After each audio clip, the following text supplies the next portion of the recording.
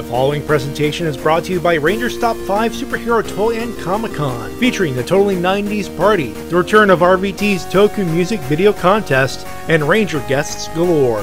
Happening November 3rd to the 5th, 2017, at the Holiday Inn by Universal Studios, 5905 South Kirkman Road in Orlando, Florida. See you there! Enjoy fan-made music videos? Got some editing talent of your own? Then enter RVT and Ranger Stop's Toku Music Video Contest. We're looking to show off amazing Toku music videos with footage from Power Rangers, Super Sentai, Kamen Rider, Ultraman, and more. And this won't just be for bragging rights. Winners will receive a prize pack courtesy of many of the awesome vendors at the con, as well as passes to the next Ranger Stop. So send your submissions to gcon85@gmail.com to enter. Rules and conditions are located in the description. Entries are due by October 20th, 2017. So get your entries in now, and we'll see you at Ranger Stop 2017. It's gonna be a wild time.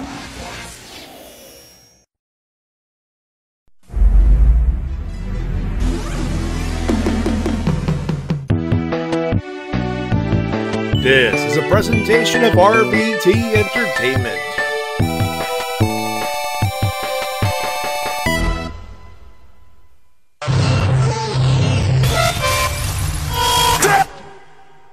Ladies and gentlemen, this is your main event of the evening. This is Ricky the Dragon Steamboat's cup of coffee in the big time, yeah. Cup of coffee in the big time. We'll go to NXT. I'll go to the CWC. Hell yeah. We'll be 205 live.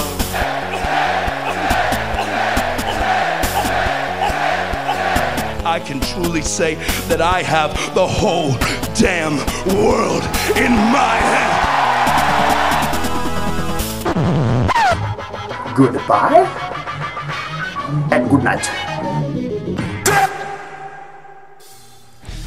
Hey, hi, hello, ladies and gentlemen, and welcome to the Wrestle-Cast, presented by RVT Entertainment on thebrokeninfinite.com, Podomatic.com, iTunes, and wherever else we find this fine audio recording. And live on RVT Entertainment's official YouTube channel. We talked about professional wrestling, both in the mainstream and the independent scene. My name's Matty Jay, that is Nicholas S. Pumpkins, TWK. Hello, ladies and gentlemen, TWK of TWK Reviews, and we entertain you.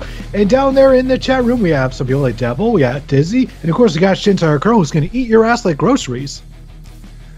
And then later, wonder, where do you think you're going?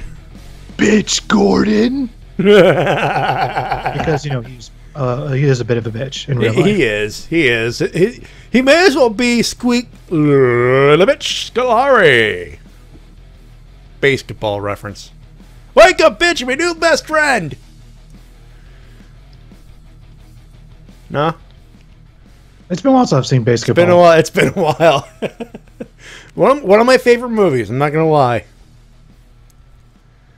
Well, it's Trey Parker and Matt Stone, so I can't really blame you there. Yeah, there you go. There you go. So how you folks doing? And I am doing okay. It's Friday the 13th, and customers were being fucking customers. I've already vented to the rest of the people who could listen to my venting, and I just let D-Dub, play GTA and feel a bit of Murphy's Law. Poor guy. Did you actually finish that I just need to get Lamar home, and then I'll be good. All right, there you go. Just enough time. Just enough time to actually get stuff going here, which is something. So the show this week, we got two things. We got Hell in the Cell and New Japan Pro Wrestling, which, by the way, I'm still feeling a little bit tired because of the fact that I stayed up late to watch it. Oh, you watched it live? Live. All Wow. but like the last 10 minutes of the main event, because my brain finally decided, fuck this shit, I sleep. And it wasn't their fault either. Because I rewatched it and I'm like, wait, this is a good main event. Why did I sleep through it? And I watched it and I was like, that was a good main event. What the fuck? What the fuck, brain? I fed you a thermos of caffeine. Sometimes, no matter how much caffeine you take in, it's just not enough. Your body needs sleep. It is a requirement. See, folks, this is why I don't pull an all-nighter anymore. Body cannot do it anymore. So what you're saying is you want to do another 24-hour stream. I wish my body could pull it off. Unfortunately, it cannot. LPH, I do not have 2K18. I'll be getting it Tuesday. I'll be getting it Tuesday. I'll be getting it. Toriano Shrug, you know. Yeah, because it's not on PS3. It's not on PS3, so I need either a Switch or a PS4. So it's just you know. So what Bobbert is hearing is Xbox One. And speaking of which, he says that your body is not ready. Well, it was ready for some awesome wrestling. It just the body was like not that ready. And Shin says he'll be getting it never because he doesn't do console gaming really. No, I don't. For some reason, I don't see Shin Taikaro as a console gamer. I mean, obviously, he's a console gamer for the fighting games, but not for He's mostly games on PC. Anyways, yeah. Shall we get to Heck in a Cell? Shall we get the heck in a sec? Because it has to rhyme. It's got to rhyme, you know. Hell in a cell, heck in a. Womp womp. Anyway, so yeah, we got that particular thing. Of course, we got New Japan's King Pro Wrestling, and I did watch the last 10 minutes of that main event, and I do not regret watching it again because it was fun. We got ourselves a main event for January 4, barring any incident, so that is a good thing. We have that. Of course, we got your emails and comments, your winners and losers, your third segment with some news type stuff and things. We begin this week with a review of Hell in a Cell. Do you want to lump both shows into the first segment? Or do you want to spread it out? You know what? Let's just do it. Let's be hardcore. Yeah, we'll do them both. We're hardcore. Anyway, but we will start chronologically with Hell in a Cell. We start with, well, this is a clip from Thursday, but Sami Zayn had some splaining to do. Here's a portion of that. Take a listen, everybody. Let's go! Listen, hey, I'll explain everything, but it's funny that you're thanking me because actually you powerbombing me on the apron a few weeks ago is what started opening my eyes to everything. You see, my whole life has been spent trying to please people. My whole career has been about pleasing all these people. No, and I tried to be the good guy and do everything the right way and put all your hopes and dreams and your morals and your beliefs and your ideals and your values, and I put it all on my shoulder, and I embarked on a long, arduous journey, and it brought me all the way to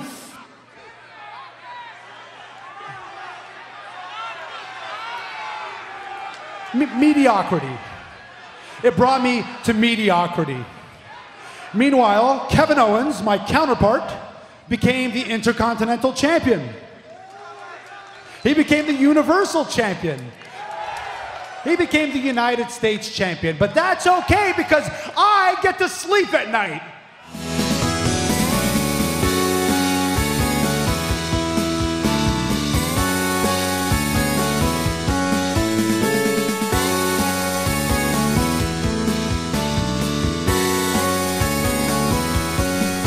Yeah, no more Mr. Nice Guy. He actually proceeded saying Shane McMahon doesn't care about him, and you know he was being mistreated wrong, which he was, and then Shane McMahon decided to not give a fuck, which he usually does. But you know, I'm actually sounding like Sami Zayn uncensored, which is weird.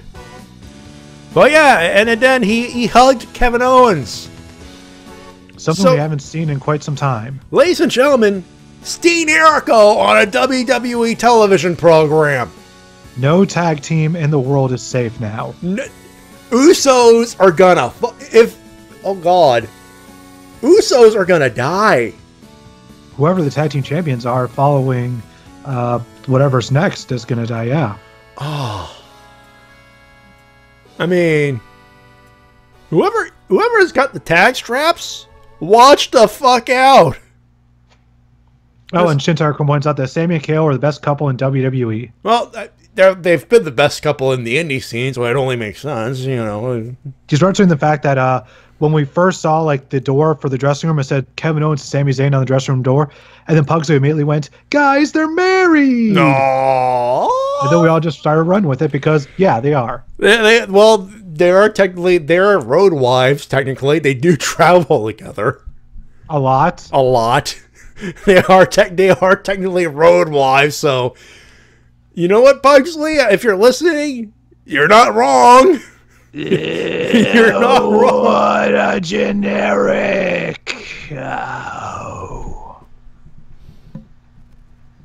You stretched it a little bit there. Stretch you for a little bit of a stretch there, but A little bit. a little bit. But you ain't wrong. I'm not gonna say no. All right, so start reviewing Hell in a Cell now, I guess. Yeah, we may as well get to it. Hell in a Cell, Detroit, Michigan, the Little Caesars Arena. And a little bit of a side note, hate the name. I kind of like the building. It is a very nice building. It is brand new. It's brand new. It's different from all the other generic hockey rinks because look at the roof. I don't know if it's a WWE thing or it's the roof is the way it is but that's a nice looking roof. I honestly did not notice. Like the way it was lit up, I noticed these little things, folks. It's one of those things. Like look up at the roof when it's all lit up during entrances and everything else. It's nice. Well, it's one of those things. One of those things I noticed. It's a nice looking building. Kind of a shame you had to replace it with. Kind of a shame we went from the Joe Louis Arena to Little Caesars Arena, but Bit corporate for my tastes. I don't blame you. We went for us. We went from the Forum to the Molson Center to now the Bell Center. So fucking know how you feel there, bud. Oh boy. Anyway, that being said, did you watch the pre-show? Because I know I didn't. I watched the latter half of it. Chad Gable and Shelton Benjamin, they went over the Hype Bros. Benjables. Sorry? Benjables. The Benjables. Hashtag Benjables. And yes, Bobber, one day we will have a Wrestle-Cast arena. It won't be one of the big 20,000 seaters, but it'll be a nice 5,000 seater that will easily accommodate a professional wrestling. It'll be a show. 100 seater. It's just going to be a glorified bingo hall, is what it is. Hey! Let us dream big. Come on. 1,500 to let's get it to 5,000. It'll be a nice hockey rink for the minor juniors. For the AHL or CHL if you want to go that road in Canada. And it'll be easily accommodatable for NXT tapings. And let's see. And independent promotions. Don't forget the and independent promotions. And Bauer says it'll only host Impact Wrestling. Well, we got James Storm. And Eli Drake. I normally I would dave you for it, but no,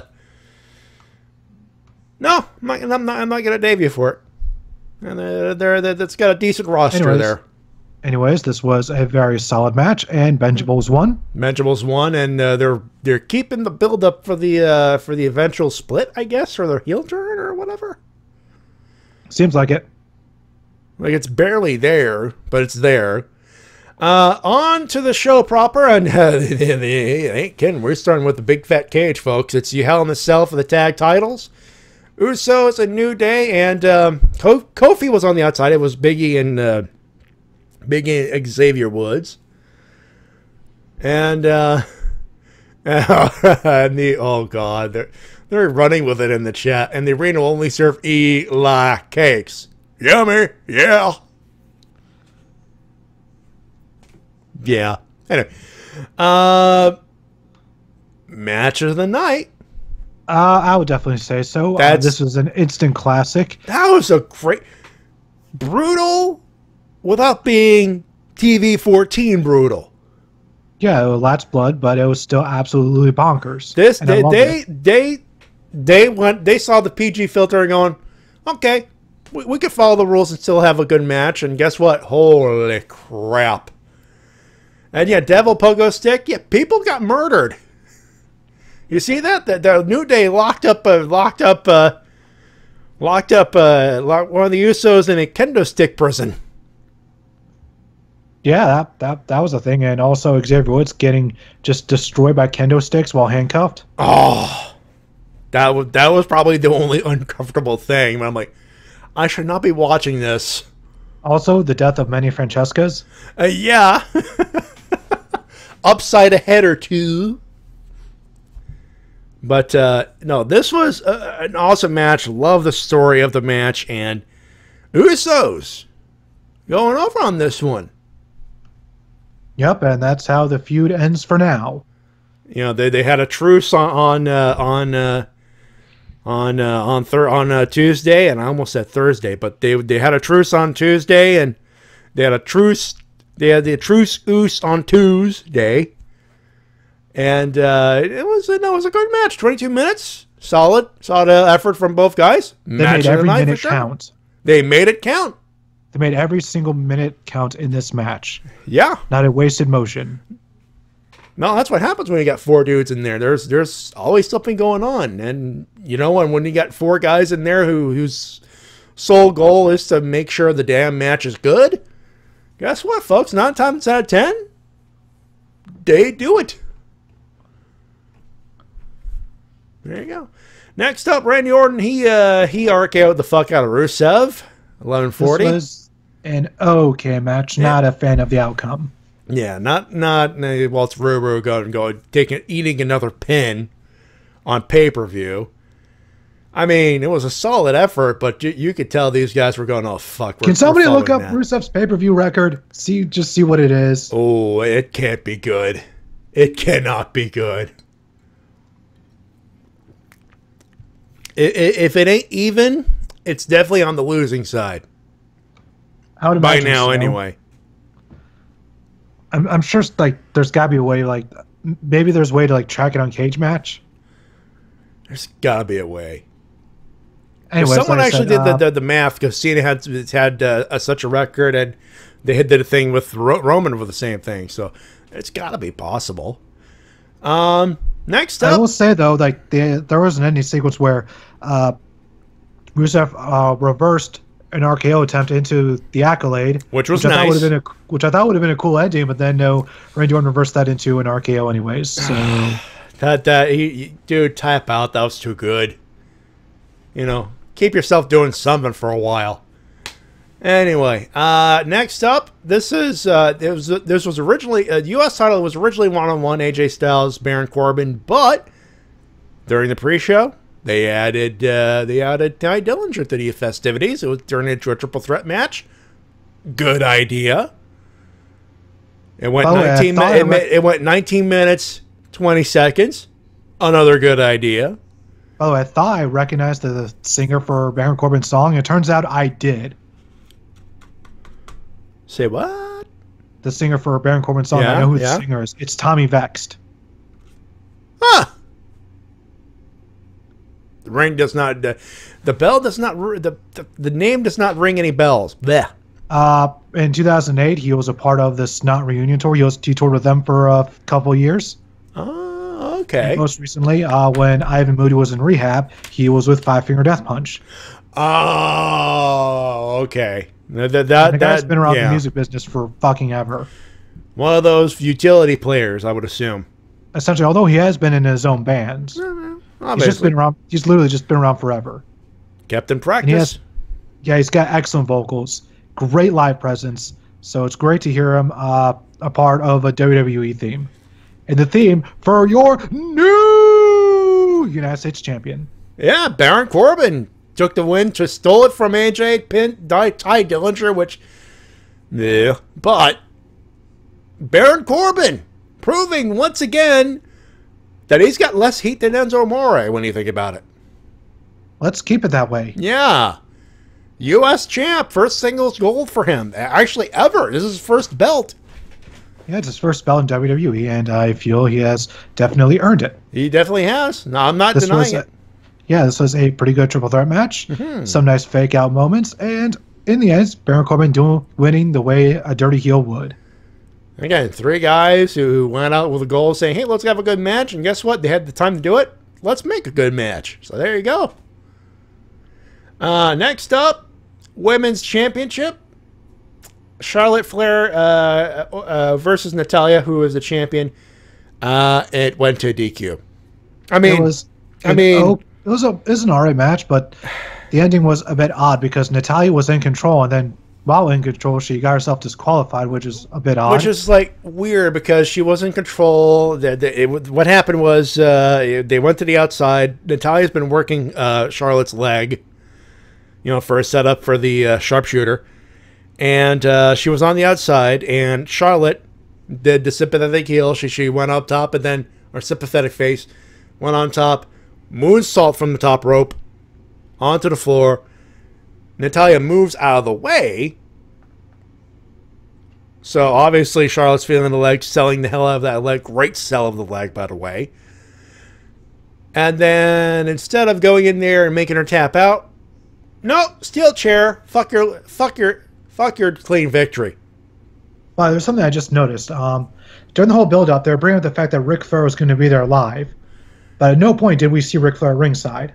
I think it was a case of, the whole feud thing was over the fact that, Charlotte was talking about being Ric Flair's daughter. So I'm so glad. Thank you for the support, which some of it obviously is shoot. But I did not expect Ric Flair, actually. I know, but they kept bringing up, like, oh, your dad's going to be there live. Your dad's going to be there.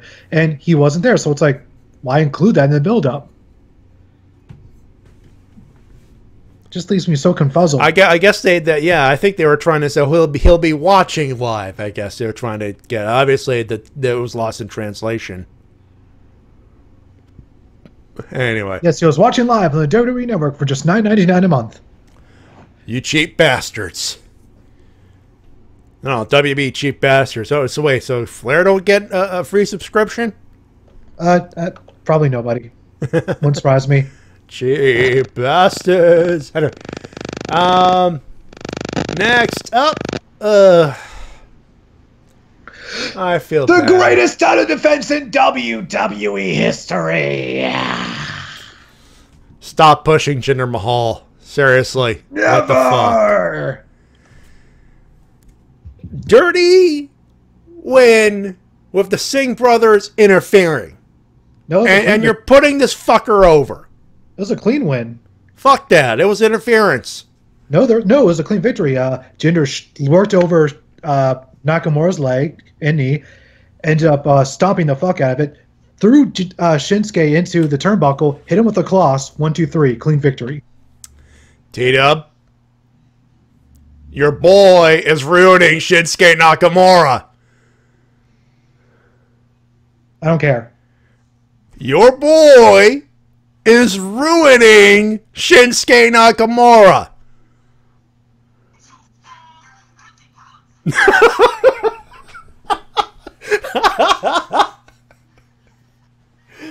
May, do you know what the chance Shinsuke has of winning the WWE title from Jinder Mahal is?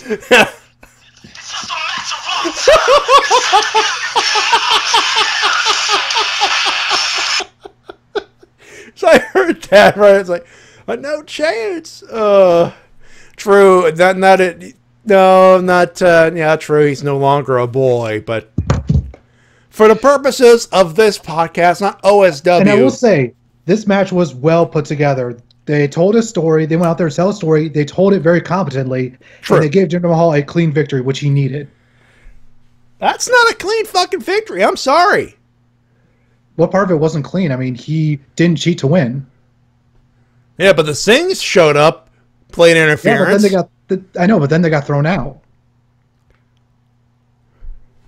And their interference did not play into the finish. Your boy's still ruining Shinsuke Nakamura, and I don't fucking like it. Here's the face of somebody who doesn't care. Because Jinder Mahal is the world champion. Yeah, I'm officially over Jinder Mahal as world champion. I'm sorry. I can't get it. Why do you sacrifice one of the greatest wrestlers ever for a jobber? I'm sorry. I'm sorry. It just some part of me is like, jobber, listen, does a jobber win matches? Does a jobber win matches on pay-per-views? I hate you. Who's won matches on pay-per-view more often the past 4 months? Shinsuke Nakamura or Jinder Mahal? So, Matty, who's the real jobber? I'm not gonna fucking say it. I hate having to say it. Anyways, like I said, very solid Shinsuke match. Nakamura deserves better, you motherfuckers. Hey, it's not like he lost in like 5 seconds. It was a world title match, so he'll be fine. And plus, he won a match on SmackDown, so it's all good.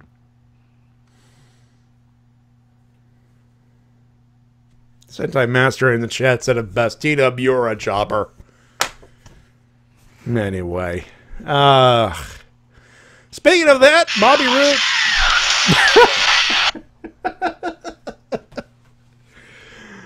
Anyway. Next up, Bobby Roode versus Dolph Ziggler. They went 11:35, and Bobby Roode won, but Ziggler got his heat back. This match had no heat from the crowd. No. Mainly because the build-up had no heat from anybody. Yeah. People just did not care about this feud at all, and they still aren't really caring about the feud. And it's Bobby Roode! Like Mr. Viral theme song, for God's sake. And for some reason, Bobby Roode won with pulling the tights, which is you get the feeling Bobby Roode should be a heel. Like, fuck this face thing. Hey, let's take advantage of the theme song and make some money and turn him. No, Bobby Roode's a natural heel. He is, but right now they want him to be a babyface for some reason. I guess just because people pop for the theme song.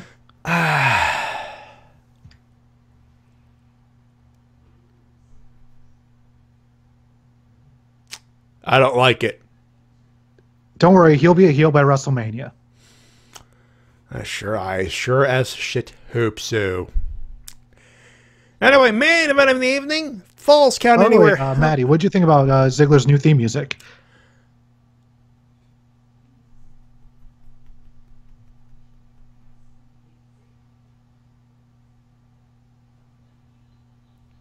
Hello? That's what I thought of Dolph Ziggler's music. It's fucking nothing. Do you notice it's our truth? It's our truth. It's our truth without a Tron, for God's sake. The Ziggles will set you free. Seriously, that's the build-up. That's it. No theme song, no frills because you're a wrestler, dude. Bob Backlund was a wrestler, and he got his ass whipped by Razor Ramon at WrestleMania 9. Don't make it good.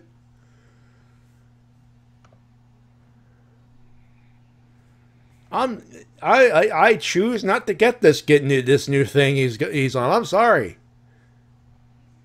I do not get it. So what you're saying is you don't even know what it is anymore. I don't know what it is. What's what? It. I was actually going the Abe Simpson route. Yeah, I used to be with it, but I don't even know what it is. I don't get it. I choose not to get what Dolph Ziggler's going with. It scares the hell out of me. And you know what? One day, it'll happen to you! 30 years later. Oh! Check the episode. I'm not wrong. Anyway. T-Dub laughs because he knows I'm right. Kevin Owens. Because between the two of us, you're the Simpsons guy. Well, to be fair, I think we both know Easy's the Simpsons guy. I know, but like I said, between the two of us, you're more knowledgeable on the Simpsons than I am. That is true, especially in that wheelhouse. You know, but between this 1 and 10 in the seasons department. And it's funny because I got a Simpsons stinger in there from, ironically, during the later seasons, actually. Oh, alrighty then. Quick, simple, effective. Anyway, Hell in a Cell, Falls Count Anywhere, and went 39 minutes. Kevin Owens, Shane McMahon, and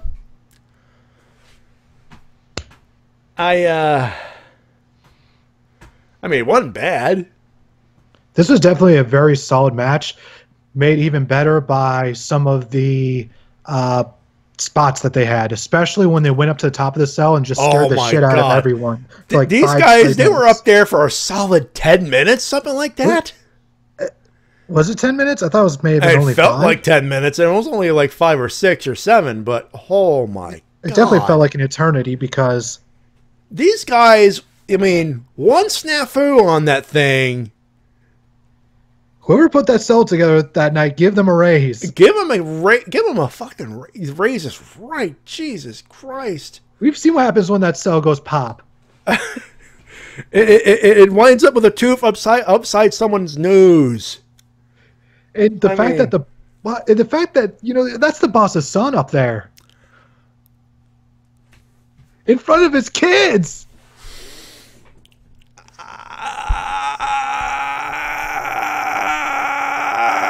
Oh, yeah. I mean, I was watching this. I'm like, whoa. The one spot that really scared me was the powerbomb spot. Yeah. Because Jesus Christ, that powerbomb. That thing snaps. Shane O'Mac dead. And, of course, there was also that part where Kevin Owens gave Shane a senton. So if he would have, so if that thing would have snapped, they both would have fell. They both would have fell. I was half expecting after that powerbomb to actually break the cell and do like what the Mick Foley thing did. You know, in 2000. Yeah. Oh. I mean, the pop-up powerbomb from hell. But thankfully, though, Kevin only took a bump about halfway down the cell. Thankfully, both men were intelligent enough to do a bump like that. However, Shane decided, you know what? I'm still going to jump off the top. Sequel! And guess what, folks? It happened again. Except with the help of Sami Zayn. Which was a thing. That definitely shocked me. Because all I saw was Kevin get out of the way. I'm like, wow, he was quick. Then they showed the replay. No, Sami helped him. I'm like... that was why they did. Wait, what? And they zoomed in on Sami Zayn after the spot. I'm like, no. And just to solidify, after the doctors tried to come out and try to get Shane out to stretcher, Sami's like, nope, the match's still going on. His falls count anywhere. Drags Kevin Owens, puts him over Shane's body. Yep. Uno, dos, tres. Kevin Owens, the winner. And a bump so bad, WB went, oh, he's got this and this. And people went, no, really? Let's put that on our site. Why don't you? No, seriously, People Magazine put that shit in there. There's something that just came to my head. Something that I do find a bit odd. Mm-hmm.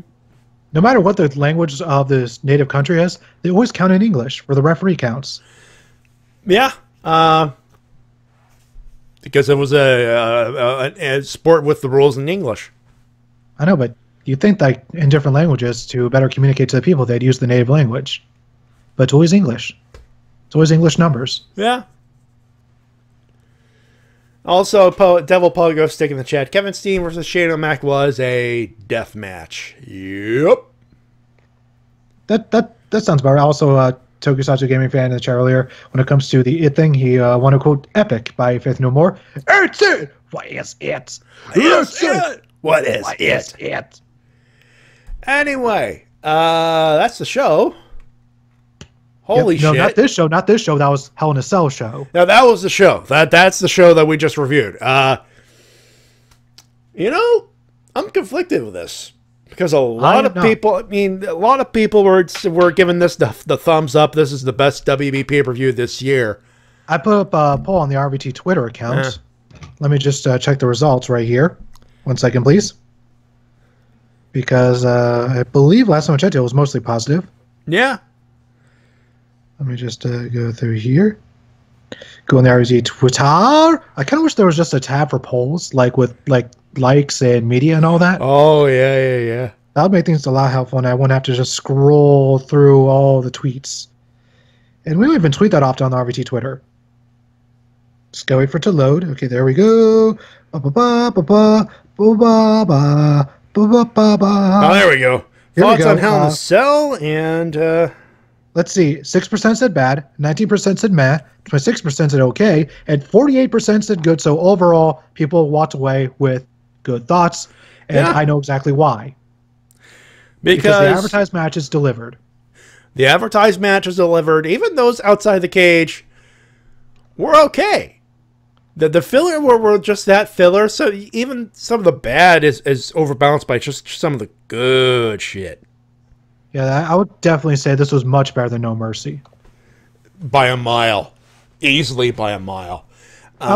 Shin just realized something. The Shield are back Yes? together, yeah. Oh, I know where he's going. I know where he's going. Buddy guy. Hairball has you beat. They tried to do a meme for Toku memes. Ask the Shield. Yep. I think I know. I think we can expect an email for next week. Yep. It's time for everybody's favorite segment. Ask the Shield. I'm so glad shielding is back. Oh, shielding. Oh, this is going to be... Anyways, I was looking... Hairball, Hairball was looking for it, and then he sent in 2 emails back saying we have to skip his... But he said, send that email. And I told Hairball, send it again. anyways, my final rating for WWE Hell in a Cell is a 3 out of 5. That's where I'm sitting in at, too. It's a 3 out of 5. It's definitely a solid show. Seek out both Hell in a Cell matches. The tag one for just how to do a weapons-based violent match in a PG style. And 39 to find out how fucking crazy both Kevin Steen and Shane McMahon are. Well, I should note that the main event Hell in a Cell match went 39 minutes. Yep. And it went way over the usual time. Probably because of the fact that they had to find their way down without killing each other here. Yeah, when it was over, I think it ended at around 11:40 something Eastern Standard Time when the show went off the air. No, they went. Yeah, that went long actually. Yeah, It was basically WrestleMania length as far as when it ended. and that's a B show. Anyway. Oh God, Survivor Series is going to be starting at 7, isn't it? Yep. Hey, It's one of the big 4. Matty, What? are we getting paid for this? Nope. Then I wish I wasn't straight edge so I could start drinking. Buddy? Are we getting paid for this? Nope. Then I'm drinking. There you go. There you go, Mr. Heenan. Rest in peace. Rest in peace, sir. Still to me, one of the best Hall of Fame speeches of all time. Oh, fucking A. One of my favorites. That and Piper. I need to go back and rewatch Piper's. Oh, Piper's is good. Anyway, we got another thing before we get to the emails. King of Pro Wrestling. I watched it live. My body regretted it. And for those wondering, wait.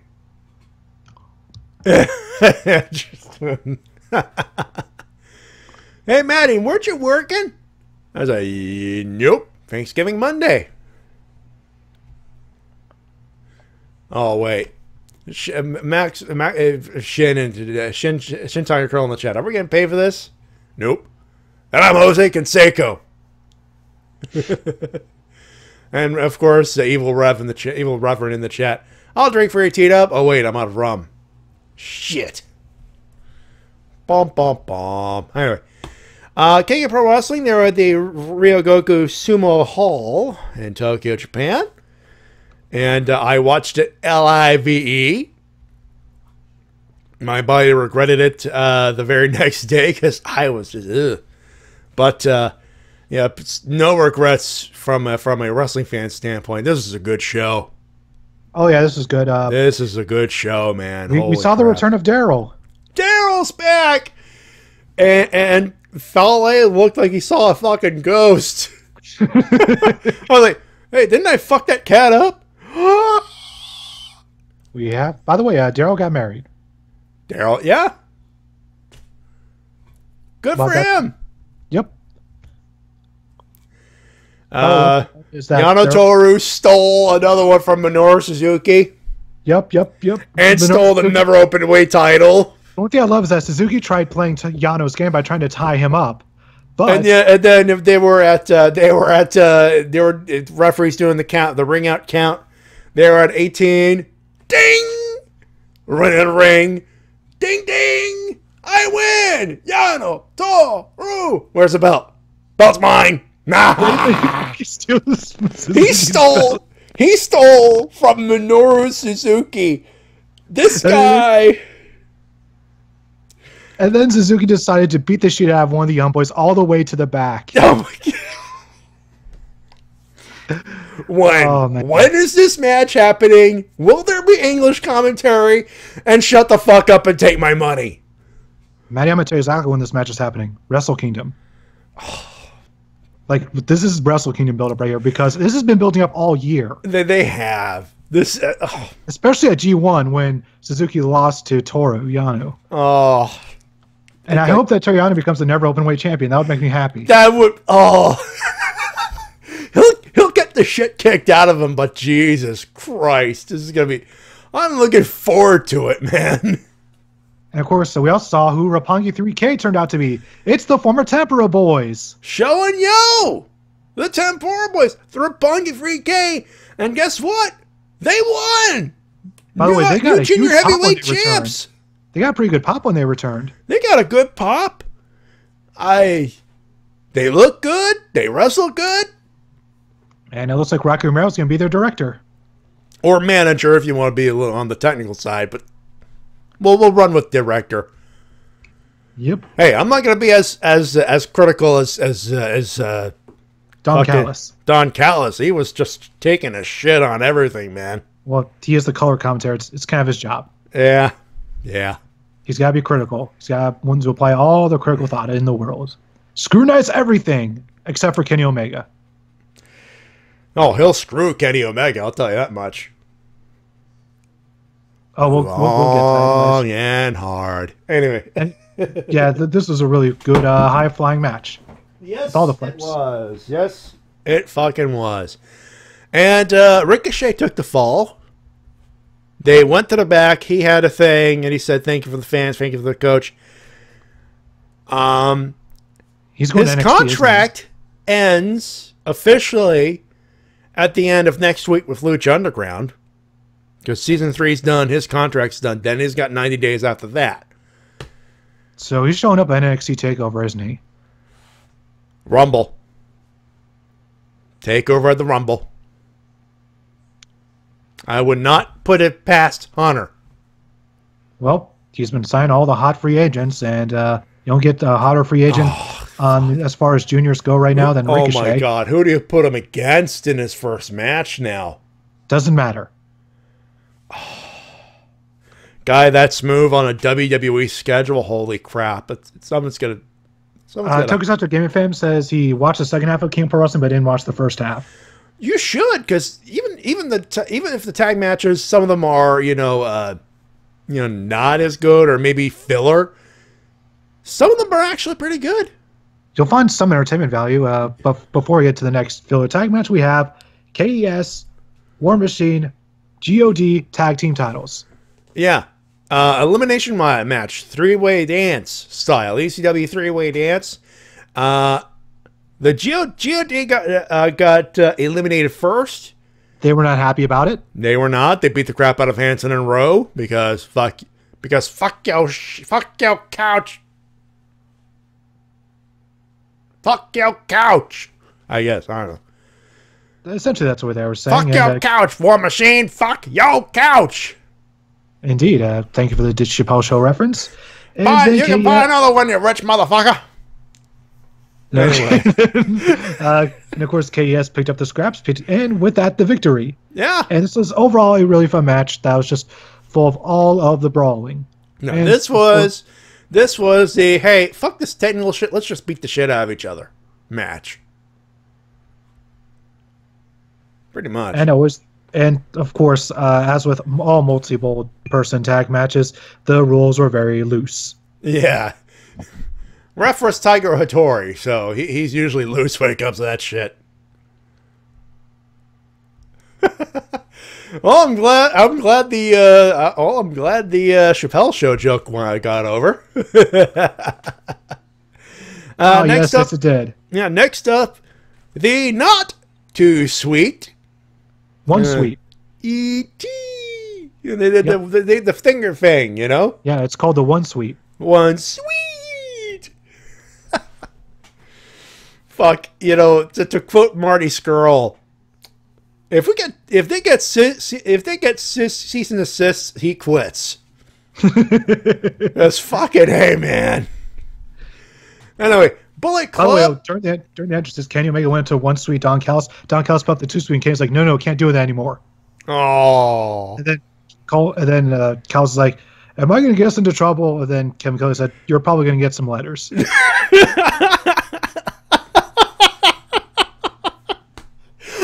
I love this fucking industry sometimes.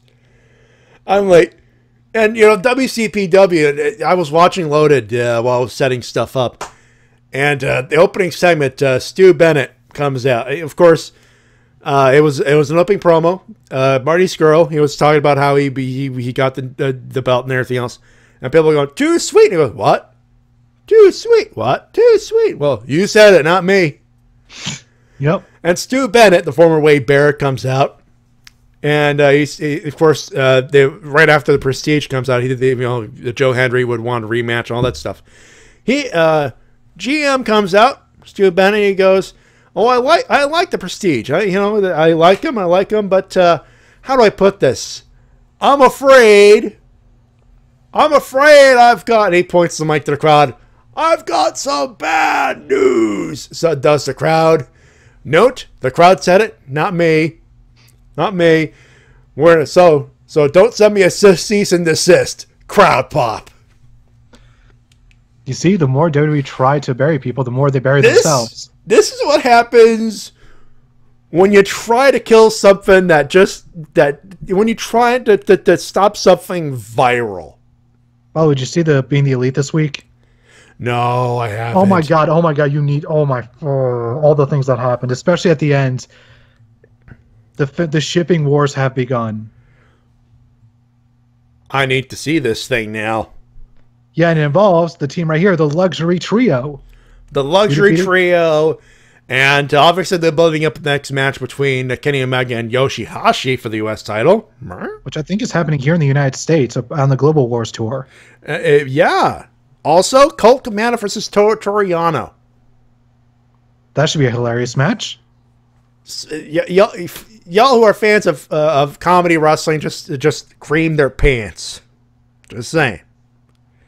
Also, for Wrestle Kingdom, I am hoping that we'll see Kenny Omega versus Kota Ibushi. I think that's a foregone conclusion. I mean, obviously they're building up Kota versus Tanahashi right now for the filler defense, but it's got to be Ibushi versus Omega. It has to be that. Yeah, for Wrestle Kingdom, I want to see Ibushi versus Omega, and I want to see Tanahashi versus Evil. Yeah, I could see that. I could totally see that. Hey, speaking of the Intercontinental Heavyweight Champion, it was Juice and Kota Ibushi taking on Togi Makabe and Hiroshi Tanahashi. And we did not have to worry about any copyright music for this match. No, because someone won. Yeah, and Makabe and Tanahashi came out to Tanahashi's theme. It got out 6 hours ago. I see that. Okay. Then why didn't I get the notification? That's strange. I usually get notifications. I need to fix that. Anyway. Juice Robinson picked up the win. He's getting some momentum. That he has. Yeah. Next up, Junior Heavyweight Championship of the World. We're in the last three matches. And Kushida versus Will Ospreay. This is the main events. Yeah, the big stuff. Will Ospreay's the new Junior Heavyweight Champ, folks. Yep, and him and Kushida once again put out an instant classic. They got really high praises from, I believe, Kairi Sane. I believe she was the one who called it one of her favorites now. This match? Let me just look at her Twitter just to be sure. Miss Pirate Princess. Mm-hmm. Miss saying, aren't you a part of the WWE? Don't care wrestling. Where did she see? I know, yeah. It went 15 minutes, 32 seconds, and I love the story of this man. Just the way they've built up this feud naturally. Yeah. Ospreay finally got one over Kushida. Yeah, because Kushida would always have his number no matter what. And you know, fuck this guy Ospreay refused to just lose. Fuck. At the end of this, Marty Scurll comes out. Yep. Challenges Will Ospreay, but not before. And of course, you know, Ospreay's showboating, and before Marty comes out, Hiromu comes out going, I'm a challenger, I'm a challenger, I'm a challenger. He walks in. Marty comes in. I'll break your hand. Don't break my hand. Break your hand. Ow! And Marty challenges it. I feel so bad for Hiromu. Oh! They're building Hiromu as the challenger for Wrestle Kingdom. I fucking love the way they're doing it. I'm like, he's always there, and if someone cuts in line, hey, I was here first, asshole! Damn it, damn it, damn it, damn it! Yeah, he was clearly not happy at all about that. No, he wasn't. He pulled the Christian circa 2002.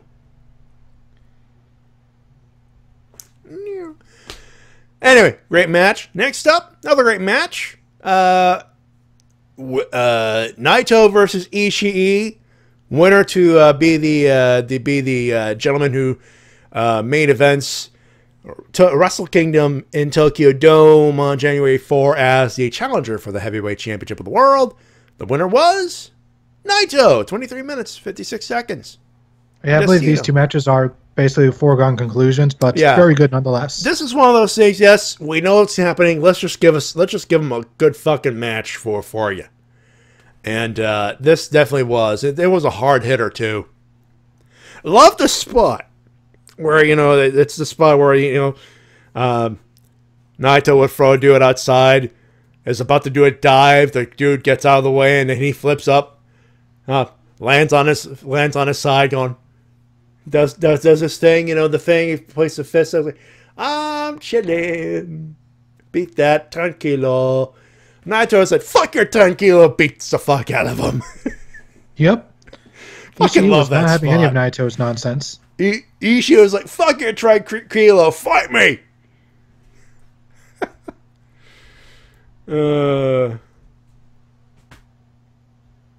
Yeah, this was like Matty said. This was once again another solid match between these two men, and the right man won. I cannot complain. Nah, me neither. Hey, speaking of the right man, Okada won the main event. That's always good. There's some historical significance as well. It was Evil taking on Kazuchika Okada for the IWGP Heavyweight Championship. It went 33 minutes, 26 seconds, excuse me. He won by Rainmaker, and by virtue two of that Rainmakers win, as usual. Yeah. Two Rainmakers as usual. What we got over here? Couple Rainmakers? A couple of Rainmakers? I had to. Low-hanging fruit. Anyway. By the way, yeah, I do feel dirty for saying that. But anyway. That was a great match, though. I mean, I can't complain. Yeah. And after the match, Naito would actually make an appearance and have a nice little stare down. Nice. That'd be nice. It's a nice belt you got over there. Be a shame if I were to show up at Tokyo Dome and take it. Fucking love the build up for this. It's like, you know, Okada, the unstoppable champion versus Naito, the man who was slighted by the fans 4 years ago. What do we have to talk about before we go further? Evil's entrance. Undertaker much? Well, it's kind of like druids, but they were carrying him on a throne. That was awesome. And then, of course, the entrance got all the lasers, like more than usual. All of the lasers. Yeah. Yep. And then, of course, Okada got his usual entrance with all the money coming down. And as many people just trying to grab as much money as possible. Especially Don Callis. Yeah, Don Callison's like, yeah, eBay money, bitches. Hey, it'll pay the rent. It will. It definitely will. And of course, you know, the way it goes is for the entrances, Evil, all of the lasers. Okada. Here comes the money. Here we go. Money talk. Here comes the money.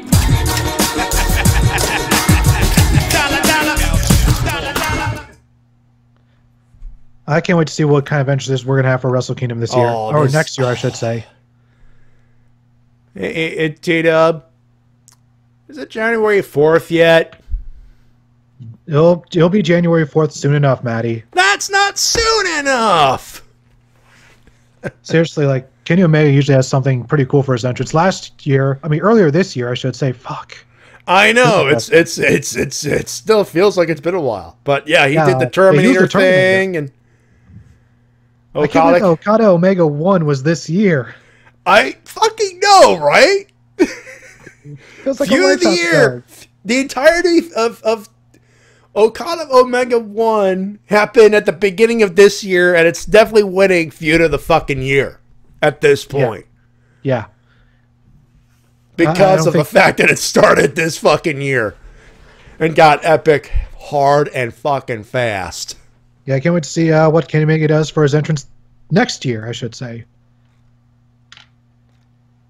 And of course, Rocky Romero probably going to do something because he got a pretty good entrance for Roppongi 3K for this show. Yeah, that is for sure. And as usual, for the tag team title match, KES spat at everyone because, of course, they did.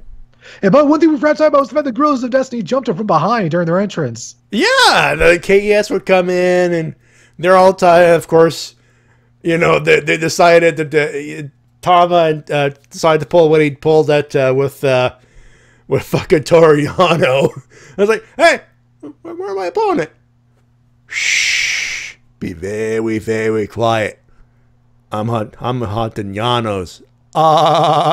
Basically the same thing with KES. I'm like, whoa, what the fuck? That's a motherfucking sneaking right there. So yeah, if you haven't seen the show and you don't mind us all the spoiling of it, go and watch it. It's worth a watch. I mean, at this point, y'all know what this is about. And of course, coming up, we have the Junior Tag League, and then of course the Heavyweight one. We're definitely going to have to bring Mumbles in from one of those shows. I think so. I would think so. Anyway, let me just Matty, get this. I have to ask one question. Sure. What time is it? Bum bum bum bum bum bum bum bum bum bum bum bum bum bum bum bum. Ba-dum-ba-dum. It's Monk o'clock, mother. Oh, come on. I had it set up. It's Monk o'clock, mother. Nah. Mildred's not here. Aw. It's time for your emails and comments of the week. You can send them at the Wrestle-Cast@gmail.com. Finally, this is brought to you by Ranger Stop, Superhero Toy, and Comic-Con 5. Holiday Inn Suites across from Universal Studios Orlando. What we've been told was there might have been a fall through with the guests. We don't know. So we may not have the guest announcement. We are working towards getting Mikey and Jonimus for the Ranger recap. So we can at least talk about the show and hype up the thing because, well, duh. It's a couple weeks away. I mean, 3 weeks away, technically. 2 for me out for vacation time, and I'm looking very much forward to that wrestling. But, all that stuff and things. So please look forward to that. We begin with TWK here. We got that's Die Hard Gamer. I think. Yeah, it's Die Hard Gamer. Die Hard Gamer. It's been a while. He's been talking to us on Twitter. He has. And constant follow Fridays, which I'm not complaining. Thank you for that. Also, thank you to our buddy, one of my favorite artists on Facebook, for tagging me every week. Devin the Cool, aka Devin the Great, aka the guy who you should be looking up his art. Same thing with Evil Rev. Oh yeah, Evil Rev, Kasey, and more on DeviantArt, by the way. We start with Die Hard Gamer here. The camera fades in an abandoned building out in the middle of nowhere, and then cuts to the silhouette of Jason Voorhees as he's obviously looking for somebody, and sounds of a Japanese man screaming in terror to fill the empty corridors, and then cuts to Die Hard Gamer in a secret location. Hey there, Matty and TWK. If you're wondering about why Jason is here, I had brought him back to life to hunt down both Takaharu from Ninja and Takeru from Kamen Rider Ghost, who are now trapped in this abandoned building. Anyways, let's watch the second half of New Japan's New King of Pro Wrestling, and holy shit, some of the matches were amazing, were absolutely fucking awesome.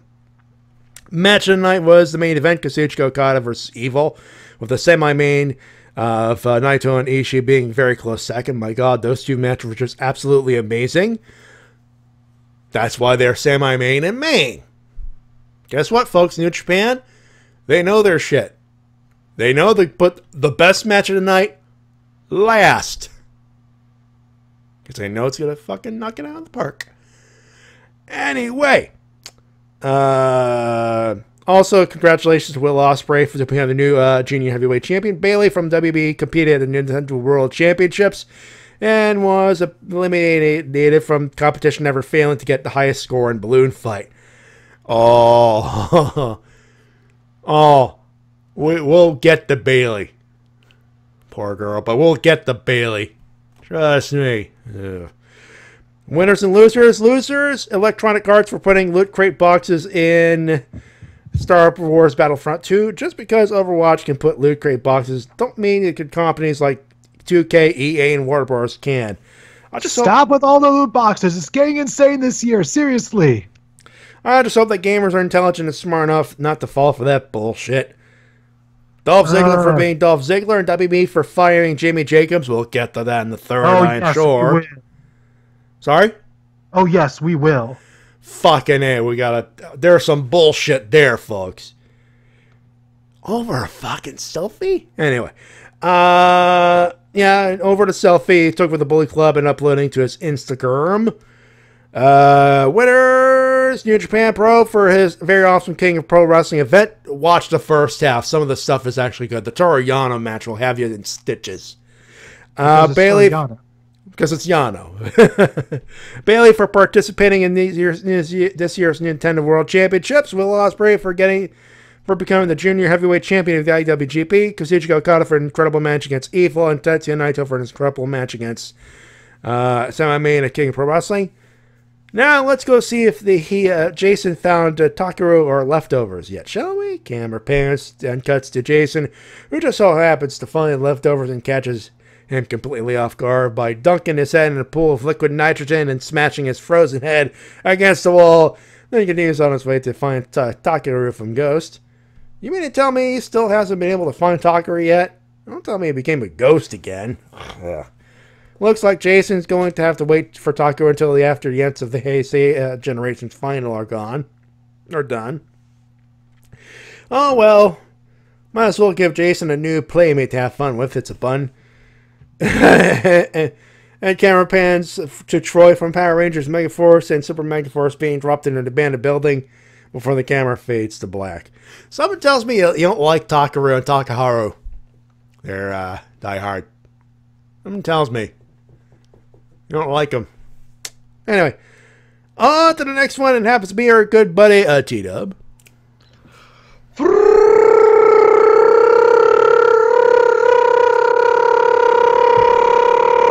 Jotaku. Hello, Wrestle-Cast. Tomorrow I'll be attending a convention to cool off my part-time job, and the best part of it, I don't have to worry about this week's in wrestling. Just Raw and SmackDown, especially SmackDown, and were forgettable, except outside of the Sheild reunion, which was cool, but it misses something. It felt a little bit too soon. I don't know. You think they should have put Miz TV at the end of the show instead of the beginning of the show? You have that feeling too? Yeah, you're not alone in that. Felt a bit too soon. But again, it seems like WWE want to milk that nostalgia train, or the equivalent of To Hell. Speaking of Hell in a Cell. If you had to watch it, watch for the 2 cell matches. New Day Usos and Owens Shane were brutal. Kudos to the 6 men on those matches, especially for Shane for that top dive, which Kevin attempted to butt to. But I don't want to make the joke around his favorite wrestler. But it involves falling down somewhere. But the shocker, Sami Zayn turned heel. Now, I'm intrigued about the new team up for the longtime Best Buddies. And in other news, Jinder Mahal is still the world champ. Ugh. And Corbin is the U.S. champ. Good. So now AJ can face Jinder for the belt. ASAP. All in all, solid pay-per-view, though. 3 out of 5. Yeah, we got some agreement in there. We got 3 out of 5 on this one. Ultima Lucha today's part 3. Pentagon Dark got a belt. And it's the Gift of God's belt, which guarantees him a shot at the Lucha Underground Championship. Could you imagine if it happens next week? I know it's season finale, but since every night happens to be on a weekly basis, could this work? Why not? They would have to announce that he's doing it, but if they want like a last-minute shocker...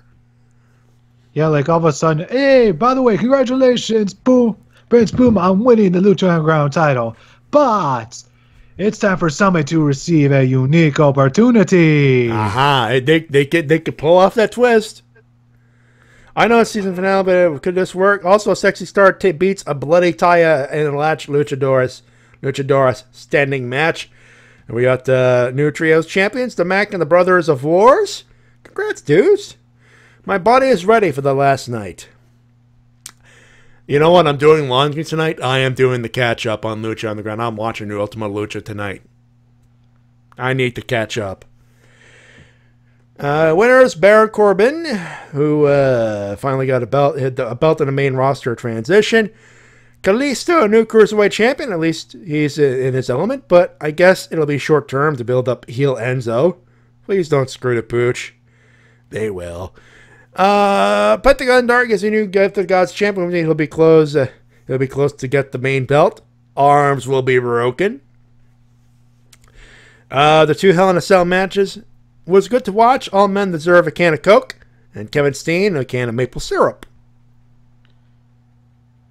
Little stereotypical there. You know what you give Kevin? Not maple syrup. Give that man the tallest order of Tim Hortons coffee. And, oh yeah, and a month's supply of Tim Hortons donuts. Timbits. You got to do Timbits. How are those? They're donut holes, dude.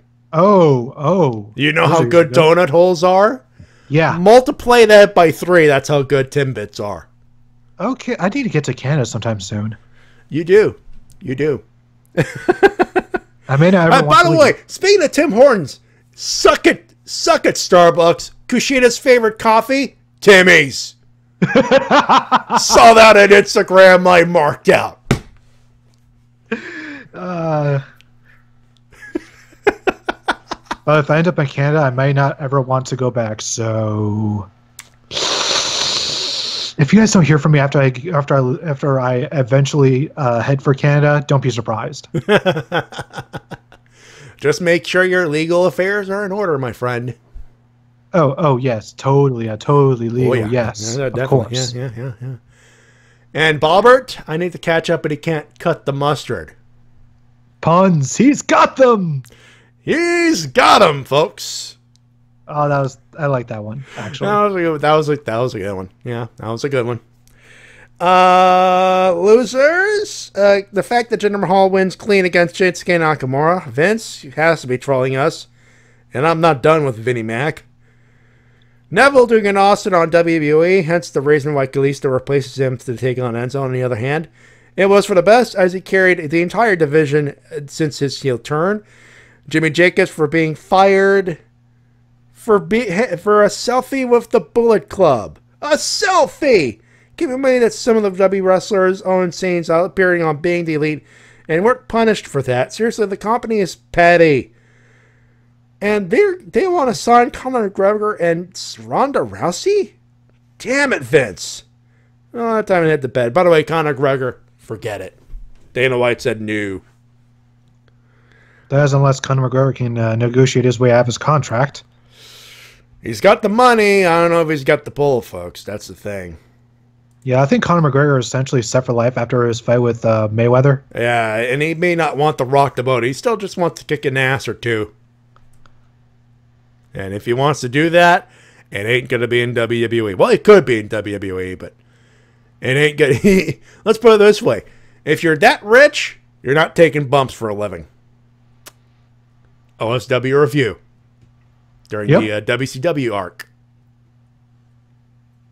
Anyway, next up is our good buddy the Terrible.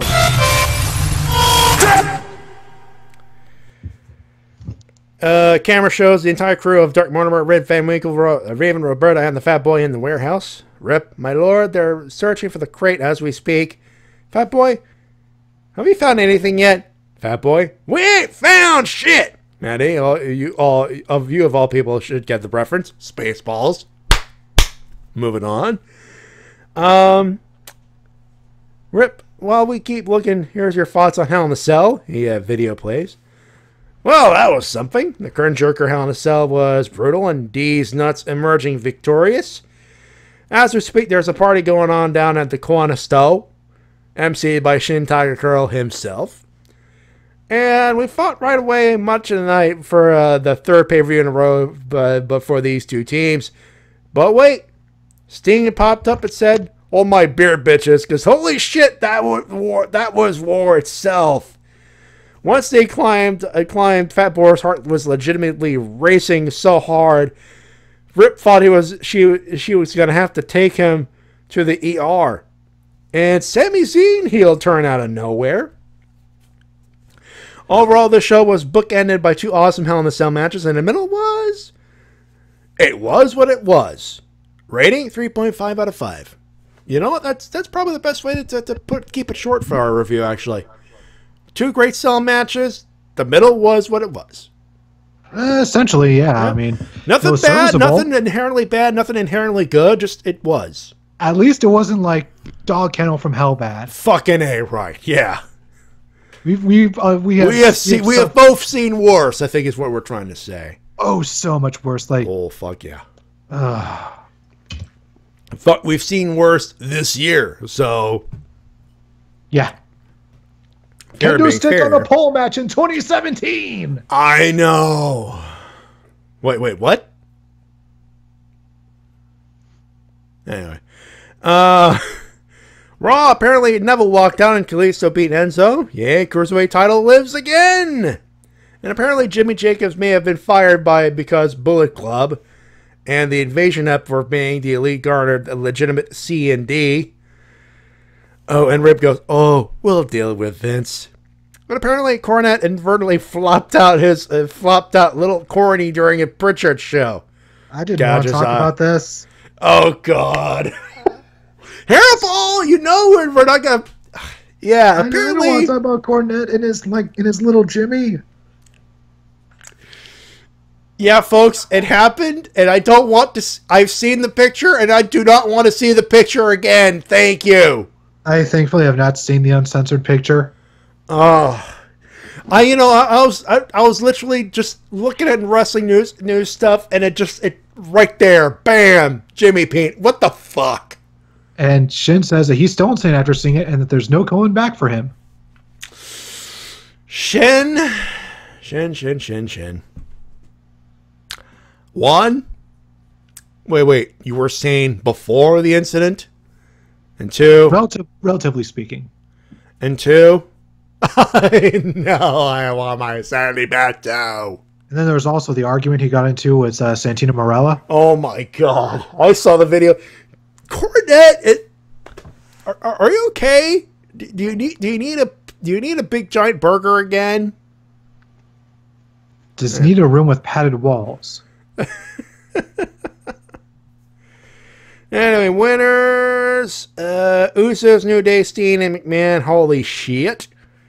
And Sheild is back for now. Oh my God, Bobber. What? I bet Matty got a poster of that in his. Fuck you, dude. Really? You know you want to see my dick, man. This is dick and what the fuck you talking about? The big dick. We need Brian Zane to do that. I can do a good corny. Yeah, but he does a better corny. You and I both can agree on this. Yeah. Thank you, fuck you, bye. Anyway. Losers, Vincent Kennedy McMahon. Asshole. Fears the Bullet Club. That or hates it with a burning, firing passion. Oh, fuck. Fuck. We see Hairball. You see what you started, Hairball? The chat's talking about Jim Cornette's dick now. Do you see what kind of terror you brought upon our audience and us? More importantly, this is why we control the news and you don't have to.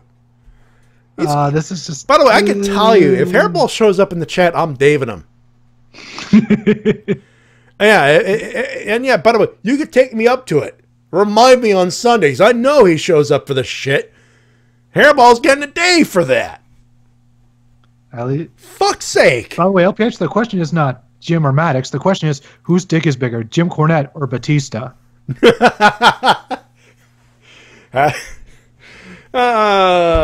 You shoot references. We've got them, everybody. Please tell me we get to move on to something more pleasant. Thank God, yes we do. Meanwhile, crew stand gathered around the crate where they were looking for. Camera shows 5 fists bumping together. Camera shows the Titan Towers in Vince's office. Vince, I'm Vincent Kennedy McMahon, and I'm not gonna have some group do to me what I did to WCW. I'll squash them like bugs, and they are Gary Stridham. Sierra Hotel India Echo Lima Delta Sheild. What? By the way, I'm looking at Bailey's boyfriend's Twitter. Yeah? Guess what t-shirt her boyfriend is wearing?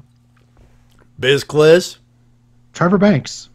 Oh, nice. Travis Banks, excuse me. Travis Banks, yeah. I know, because he's the only guy who wears a flag as a bandana.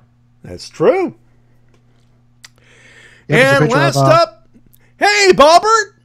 How you doing in that chat there, buddy? We got your email. Hey, Wrestle-Cast, happy Friday the 13th. I would like to congratulate Mr. William Gunn for finally winning the big one and becoming the VCW heavyweight champion of the world.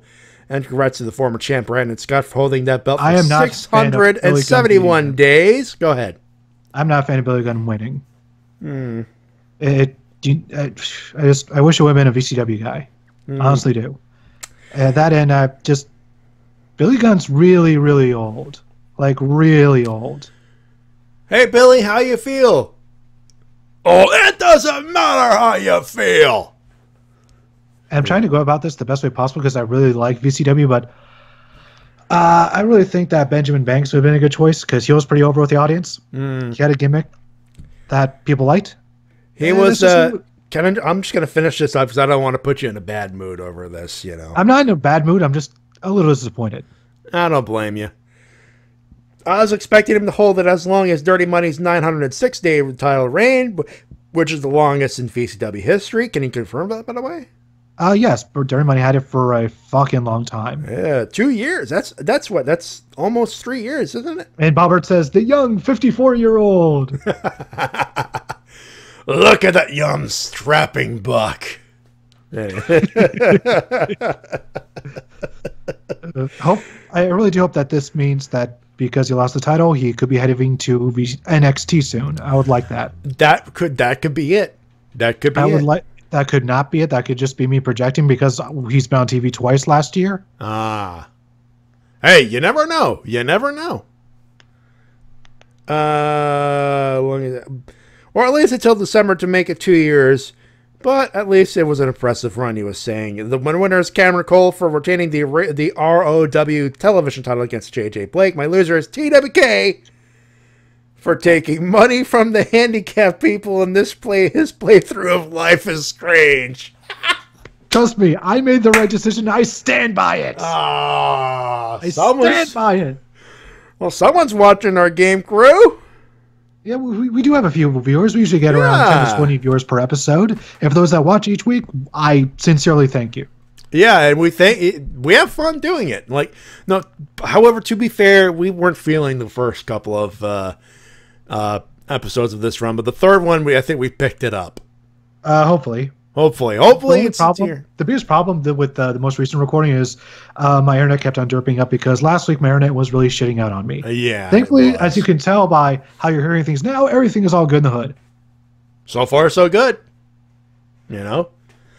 Am I done? Yeah, we're done here. And that's the last email, folks. Fuck, I forgot to put something in.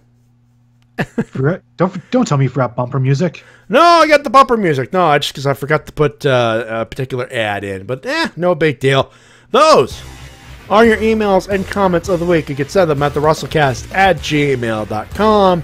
I forgot to put in the TMV ad I put at the very beginning. So I usually put something else to plug Ranger Stop during the commercial clip. Minor detail is what I'm trying to get at here. Well, people heard it at the beginning. They got it. They got it. And I usually put the stuff on the images up at the end of the show anyway, so it's not a big deal. Anyway, news type stuff and things. Oh, and we have opinions on Jimmy Jacobs. Poor guy. We got that stuff, and of course, your winners and losers when we come back. Do not go too far.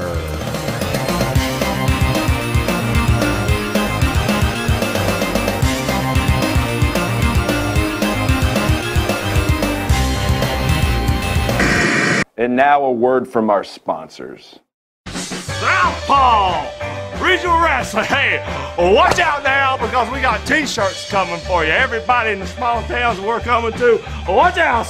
Southpaw Regional Wrestling t-shirts, $10. All right, y'all, watch out. It's called karate, and you know what I'm saying right now? If you want to learn it, buy a shirt, and the king will teach you. You know what I'm saying? Dial Klondike 53226 for your Southpaw Regional Wrestling t-shirt. Warning, may cause ringworm. This is WMOB Mobile, 12 on your channel dial and 12 in the TV ratings. So, Roman, why don't you go back in the locker room and get Dean and Seth? Because by the looks of it, the rumors of the Sheild reuniting are exactly what you are. Nothing but hype. Who said anything about rumors?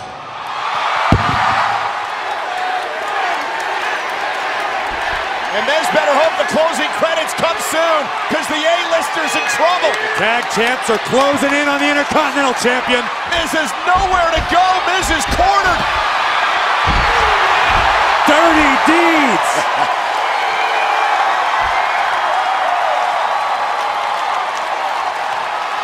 The Intercontinental Champion, Cesaro, Sheamus, and Axel have been laid out.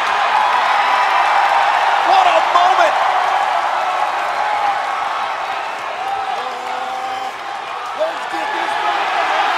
I don't think they're done yet, guys!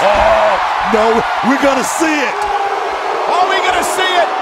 A little payback! That's what it's all about!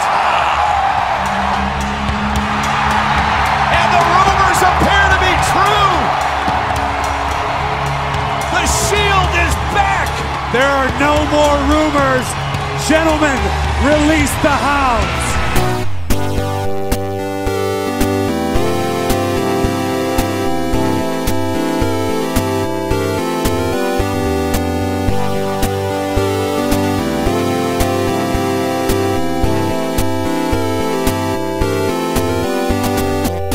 You have no idea how pissed off I am to not be able to find an 8-bit version of Back in the Saddle. Back in the saddle again!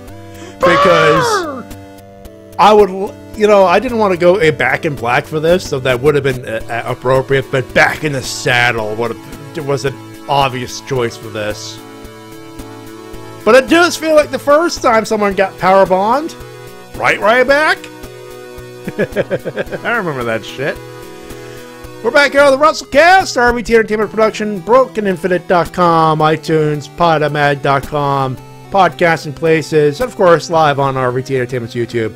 Matty and TWK, then business for you. Shall we get to the news straight away? Let's get to it. First off, Jimmy Jacobs and Neville are gone from WWE. Jimmy Jacobs fired, Neville on his way out, from what we've been told. He's reportedly quit, but nothing's been officially. So yeah, as when it comes to Jimmy Jacobs, as many people brought up, and as you guys have probably heard a million times from a million different sources, a fucking selfie.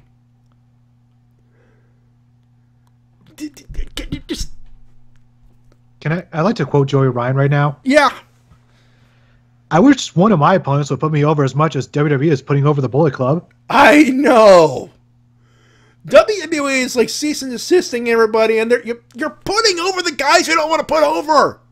You're giving them literally all of the press because every time you do something against them, people are going to hear their names. They're like, oh, what's this thing that WWE doesn't want us to see? Let's go watch it. Let's go see it because they don't want us to. Vince, you know, when I feed my troll over here, it's for comedic effect.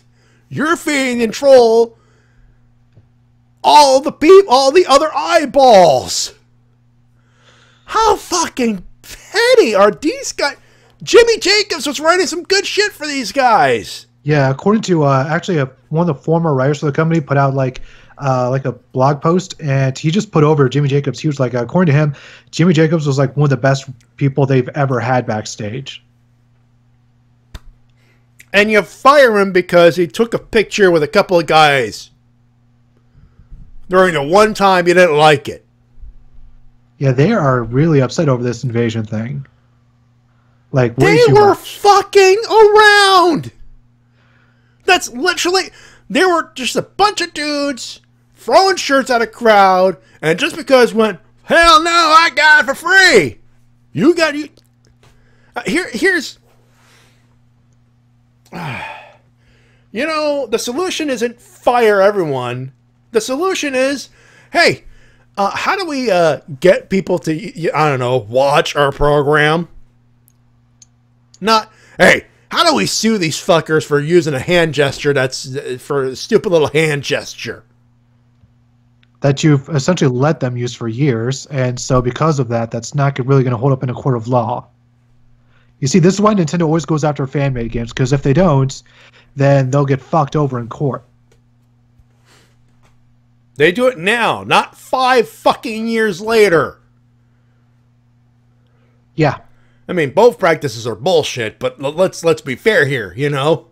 You have to protect your IP, and WWE for years did not protect their intellectual property, and thus, if this did go to court of law, it will just get thrown out. Yeah, well, Reverend, this kind of knee-jerk reaction will cost you the best you got, Vinny. Think, dummy! Actually, Reverend, dummy's too good for Vince. Not even dumbass. Think, you fucking old-ass retard! Anyways, and to better news, because Neville didn't show up, we have a new Cruiserweight Champion, Kalisto!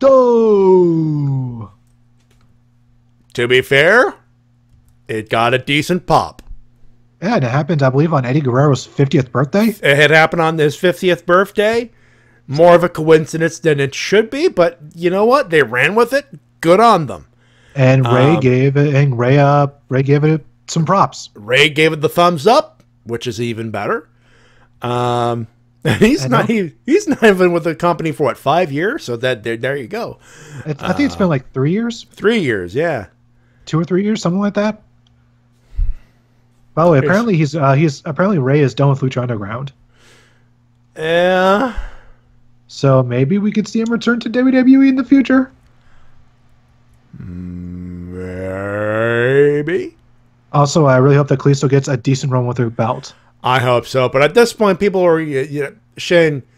I think that earns Vince a nice hit of the dummy button. Yeah, that makes him this. Dummy, yeah. I'm gonna do it one more time. Dummy, yeah. Not enough. Dummy, yeah. One more. Dummy, yeah. That works. I thought you say he wasn't good enough for dummy. No, but gotta hit the button for Shed. Yeah. Anyways, moving on. Yeah. The Sheild has reunited, as you heard, and this would have worked so much better if they did the thing as the last segment instead of like the first fucking one. Build up the rumor, build up the 3-hour thing, and then go for a pop. I mean, don't get me wrong. I like the fact that build they up ended. for all it's worth is what you're saying. Yeah. I mean, yeah, they're putting him against essentially, hey, let's put him against 3 assholes they're going to beat up at TLC. And don't get me wrong, I don't think the 3 guys are putting him up against our assholes. I'm just saying that's probably their mentality when it comes to that, and it shouldn't. But that's what it is. But you would think, hey, build up the fact that maybe they'll like challenge, Miz can come out before the Miz TV and say, I'm going to do Miz TV at the end of the show, and I challenge Roman Reigns to show up because no one will. Hype. Brah. Anyways, after that segment, the Sheild then destroyed Braun Strowman. And because of that, they added Braun Strowman to the mix, 4-on-3. Should be a pretty chaotic match. Although I have to wonder, because the match is TLC match, right? Tables, ladders, and chairs. That means tables, ladders, and or chairs will be legal, yes. So what are they climbing for? The right to be a bitch? I don't know. I got nothing. They're just, that's literally... The winner gets the right to have their own ice cream sandwiches. Good enough for me. Good enough for me. Continuing with tag teams, Benjables are number 1 contenders for the SmackDown tag belts. Usos versus Benjables. The thumb is up. Should be good. Oh yes, and in the main event, and a definite change of pace. So that definitely, yeah. While Usos and New Day has been completely off the chain, amazing, best stuff we've seen. Oh yeah. You gotta give it a little break. Give it a little break. Just a tiny bit. At least. And that should be a nice change of pace. And in the main event, Baron Corbin pinned AJ Clean. I mean, now he's going for the world belt now? Hopefully. Hopefully. I mean, yeah, I can't think of anything else. Yeah, Jinder could use some more victims. Yeah. No, I got nothing wrong there. Nothing. So you agree AJ should lose clean to Jinder Mahal? No. You just agreed to it. Fuck my internet sometimes. Oh, and by the way, 2K18 is out for people who got the deluxe pre-order. They got it a few days early. Yep. And from what I'm hearing, especially from Birdman Dodd, it's pretty good. Pretty good. Pretty good. Too bad and this is where my PS4 and Nintendo Switch would be if I had one. Patience, Matty. To be fair, if someone were to give me the money now, it'd probably be towards Ranger Stop, not towards a console. To be fair. Yes. Going on to Impact, we had some highlights from Pro Wrestling Noah as per their partnership deal. Impact sent a few wrestlers over there, including some highlights with Eddie Edwards defending the GHC heavyweight title against Marufuji, which was an excellent match. I would not be doubtful of it being so. No, Rev, I'm not getting sleepy. I just got derpy. And at LPH, yes, I did get an SNES Classic, and I'm quite. Excuse me, Carbonation. I'm quite enjoying it. Yes, you got a nice SNES Classic. Bring it to Ranger Stop too. Play Star Fox 2 yet? Played a little bit of it just to try. No, it's not the type of game I like, but fuck, I get why people would like to play it. It's a challenge. It's a challenge. That I've heard. On this episode of Impact, we actually got quite a few segments for women. We got build up for Rosemary and Taya. We got Gail and Taryn. They got their own promo. Yeah. And then Allie and Sienna. Aha. They were included in a mixed 6-person tag match, which also included what seems like build-up for Desmond Xavier versus Trevor Lee. So, although I'm assuming that because it's the X Division title, that's going to be defended Bound for Glory, we're probably going to get a multi-person match. Yeah. Speaking of that, OSW Review is going to be reviewing the new version, the this year's Bound for Glory. They will. Looking forward to it. I expect the show to deliver as well as their review. And I'm in Ranger Stop the same fucking weekend. Well, you know it's going to take them a few weeks to do the review, right? I know, but the fact that I could have said, hey, I'm in a crowd. I could have just sent them an email saying, hey, I was in the crowd wearing an OSW t-shirt. But no, I can't. I have to wear a Ranger suit at Ranger Stop. Oh, now you're complaining about having good cosplay? I feel dirty, T-Dub. You have no fucking idea. I feel fucking dirty for saying that. Anyways, it is now official. Bound for Glory, LAX versus OVE in a 51-50 street fight. By the way, I'm not kidding. I'm still pissed off I'm missing Bound for Glory for Ranger Stop. Hey, you're going to be there for at least one Impact taping. I will attempt. For sure. Right now, I got to save up my money for Ranger Stop, but goddamn it, first chance I get, I'm going to fucking ticket. Yeah, try and make at least one show. I have to. And, of course, in the main event, Johnny Impact defeated Garza Jr. So, to the shock of nobody, Johnny Impact versus Eli Drake, main event of Bound for Glory. Fuck, I hope it's a good show. Well, I really do. Should at least deliver. No, that's for sure. Oh, yeah. Let's see. Going to Lucha Underground, we have new Trios champions, the Mac, Dante Fox, and Killshot. Yipper. Really chaotic match. Mm-hmm. That seems to be just the theme for every match for Ultimate Lucha Tres. Just everything is chaotic. Chaos and awesome. Same thing goes for the main event. Pentagon defeated Son of Havoc in a ladder match for the Gift of the Gods title. All around good stuff. Great Lucha things. I can't wait for this season finale. And we do know there will be a season 4. They got the funding for it recently. It's just going to be scaled back a bit, from what I've heard. Yeah. Anyways, that is all the news of the week. Yeah. Well, yeah, I did have an SNES Classic Edition.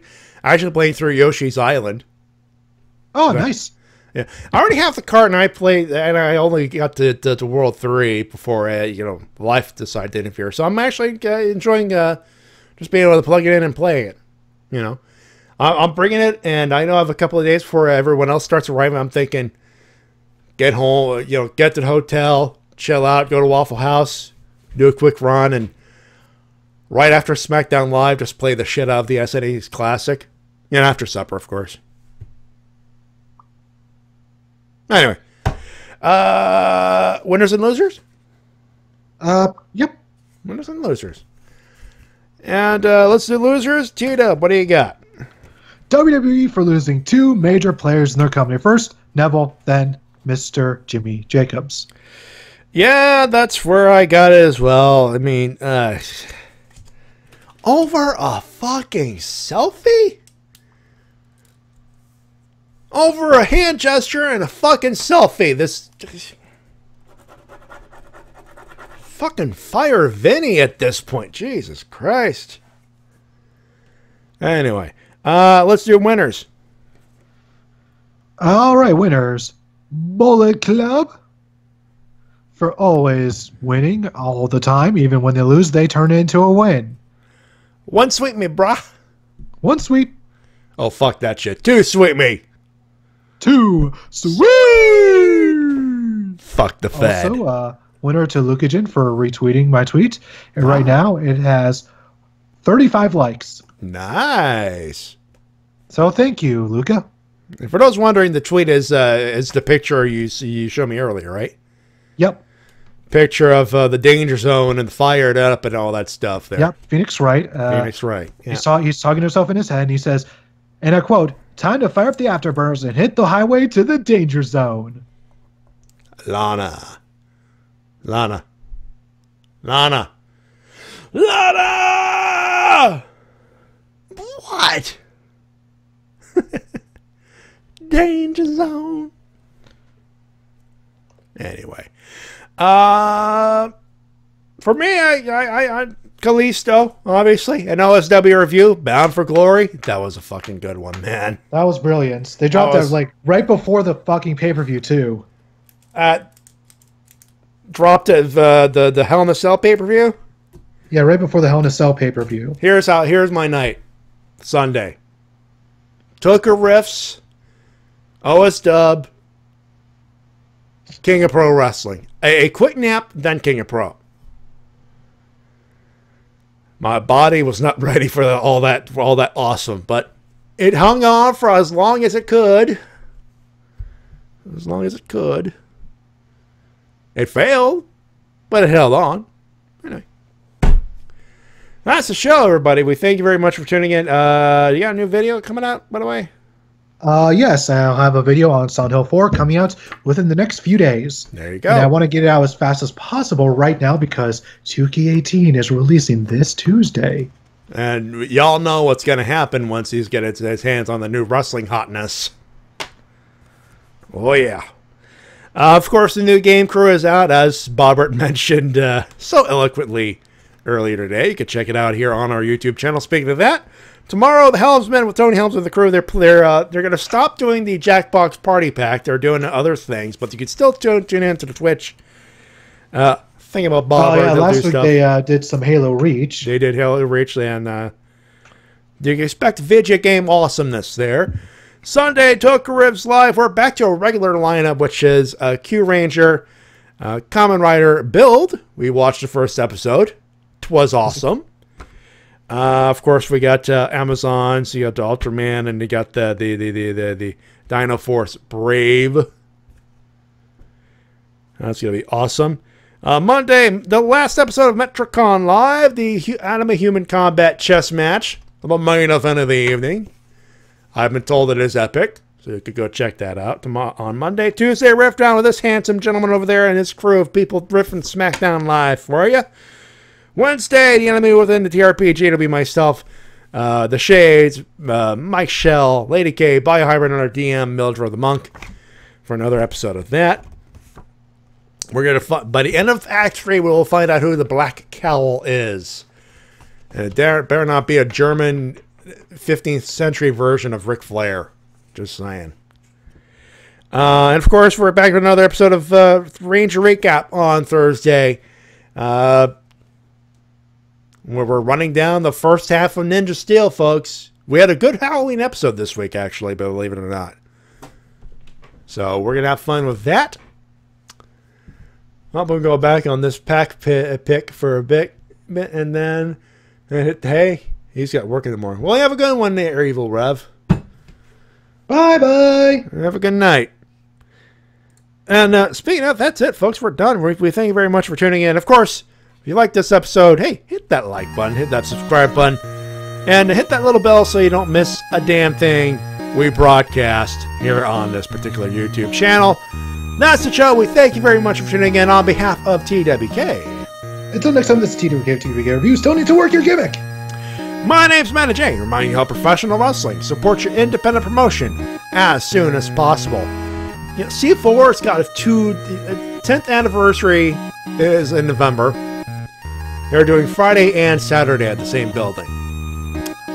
I will do my best to go to either or both shows.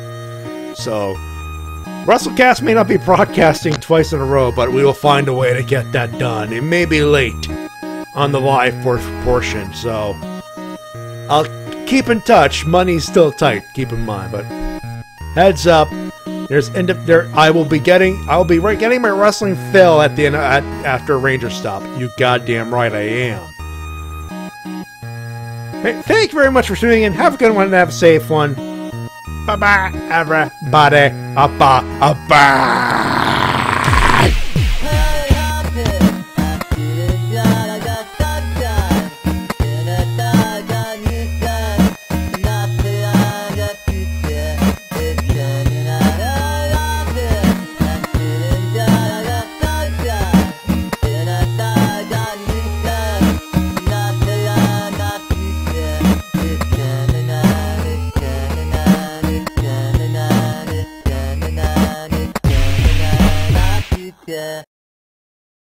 You know, Simpson, this has truly been a lovely afternoon.